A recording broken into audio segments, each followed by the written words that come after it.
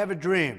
It is the dream of a world where people are judged by who they are, not how they look or where they come from. When Mexico sends its people, they're not sending their best. They're bringing drugs, they're bringing crime, they're rapists. The Post reports that according to two people briefed in the meeting, the president asked, quote, "Why are we having all these people from shithole countries come here?" referring to African countries and Haiti. The president then went on to talk about how they needed to bring in more people from places like Norway. It is the dream of a nation that offers life of dignity and hope to every American, regardless of color or creed. Major news tonight, President Trump ending the DACA program, saying Congress must now decide the fate of the so-called dreamers, 800,000 young undocumented immigrants brought here by their parents. This is all happening on the heels of President Trump's executive order suspending refugees from entering the United States. The suspension applies to these Muslim-majority nations.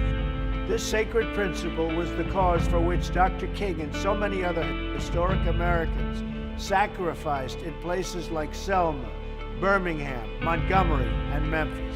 Mr. Trump lashed out at Lewis on Twitter over the weekend, accusing him of ignoring his Atlanta congressional district and being all about talk, talk, talk, no action. On this cherished day, we honor the memory of Reverend King. I love the old days. You know what they used to do to guys like that when they were in a place like this? They'd be carried out on a stretcher, folks.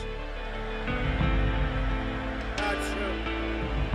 And we rededicate ourselves to a glorious future where every American from every walk of life can live free from fear, liberated from hatred, and uplifted by boundless love for their fellow citizens.